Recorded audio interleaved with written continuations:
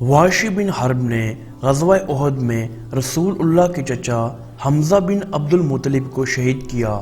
وحشی نام، ابو وہمہ کنیت، نسلاً حبشی اور جبیر بن معتم کے غلام تھے۔ جنگ بدر میں رسول اللہ کے چچا حمزہ بن عبد المطلب نے جبیر بن معتم کے چچا تیمہ بن عدی کو قتل کیا تھا، اس لیے جبیر کو اس کے انتقام کی بڑی فکر تھی۔ جب احد کی تیاریاں شروع ہوئیں تو جبیر نے وحشی سے کہا کہ اگر تم چچا کے انتقام میں حمزہ کو قتل کر دو تو تم آزاد ہو۔ آزادی کا نام سن کر وحشی فوراً تیار ہو گیا۔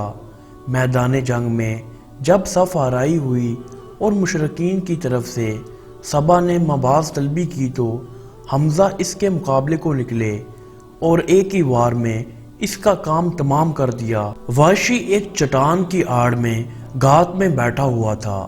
جیسے ہی حمزہ صبا کو قتل کر کے ادھر سے گزرے، اس نے نیزے سے ایسا وار کیا کہ نیزہ ناف کے پار اتر گیا اور حمزہ اسی جگہ شہید ہو گئے۔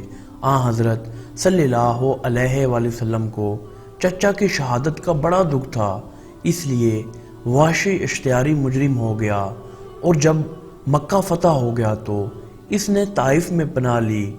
جب طائف کا وفد حضرت صلی اللہ علیہ وآلہ وسلم کی خدمت میں جانے لگا تو لوگوں نے وحشی سے کہا تم بھی وفد کے ساتھ چلے جاؤ، کیونکہ رسول اللہ صلی اللہ علیہ وآلہ وسلم سفراء کے ساتھ برا برتاؤ نہیں کرتے۔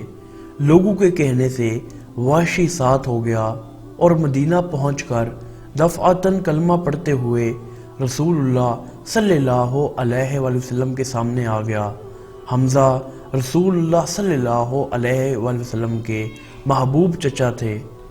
آپ پر ان کی شہادت کا نہایت شدید اثر تھا، لیکن وحشی اولاً سفیر کی حیثیت سے اور پھر مسلمان ہو کر آئے تھے، اس لیے ان کے ساتھ کوئی برا سلوک نہیں ہو سکتا تھا۔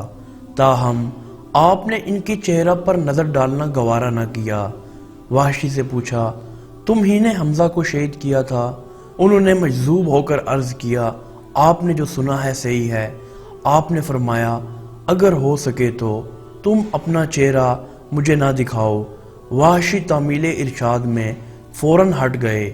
حمزہ کی شہادت کا جرم وحشی کے دل پر ایسا زخم تھا جو انہیں چین لینے نہیں دیتا تھا، اور وہ قبول اسلام کے بعد برابر اس کی تلافی کی کوشش میں لگے ہوئے تھے۔ خوش قسمتی سے بہت جلد ان کو اس کا موقع مل گیا۔ حضرت صلی اللہ علیہ وآلہ وسلم کی وفات کے بعد جب مشہور مدعی نبوت مسلمہ کذاب کا فتنہ اٹھا تو وحشی نے کہا اب وقت ہے کہ میں مسلمہ کو قتل کر کے حمزہ کے خون کا کفارہ ادا کروں۔ چنانچہ وہی نیزہ جس سے حمزہ کو شہید کیا تھا لے کر مسلمہ کے مقابلے میں جانے والی مہم کے ساتھ ہو گئے، اور میدان جنگ میں پہنچ کر مسلمہ کی طاق میں لگے رہے۔